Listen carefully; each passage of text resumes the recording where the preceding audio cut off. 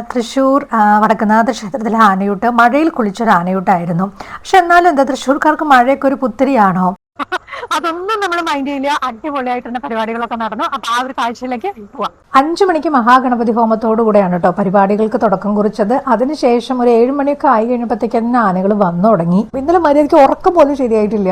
എല്ലാവരും കാണാമെന്നുള്ള ആ ഒരു സന്തോഷം ഉണ്ടല്ലോ, അത് എത്ര പറഞ്ഞാലും മതിയാവില്ല. 45ാമത്തെ വർഷത്തെ ആനയൂട്ടാണ് വടക്കുന്നാഥ ക്ഷേത്രത്തിൽ നടക്കുന്നത്. 49 ആനകളാണ് ഇത്തവണ പങ്കെടുത്തത്. 9 പിടിയാനകളായിരുന്നു കേട്ടോ. അതിനകത്ത് ഗുരുവായൂരിൽ നമ്മുടെ രാജശേഖരൻ മാത്രമേ വന്നിട്ടുണ്ടായിരുന്നുള്ളൂ. പിന്നെ നമുക്ക് വലിയ ലേറ്റ് ആവാണ്ട് തന്നെ പരിപാടി 9:30 തന്നെ സ്റ്റാർട്ട് ചെയ്തു. സാവിത്രിക്ക് ആദ്യ ഉരുള നൽകിക്കൊണ്ടാണ് ഇതിന്റെ തുടക്കം കുറിച്ചത്. അതിനുശേഷം പിന്നെ തിക്കും തിരക്കുമായിരുന്നു. ആളുകൾക്ക് ആനയ്ക്കൊന്ന് കൊടുക്കാനുള്ള ആ ഒരു സന്തോഷവും ആവേശവും.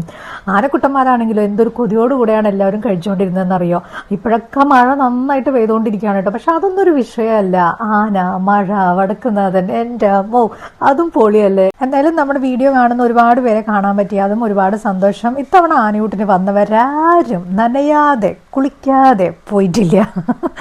വന്നിട്ടുള്ളവർ ഒന്ന് ഈ വീഡിയോ കാണുന്നുണ്ടെങ്കിൽ നിങ്ങളുടെ അഭിപ്രായം ഒന്ന് കമന്റ് ചെയ്യണം. എങ്ങനെ ഉണ്ടായിരുന്നു മഴയിൽ കുളിച്ച ആനയൂട്ട് എന്നുള്ളത്.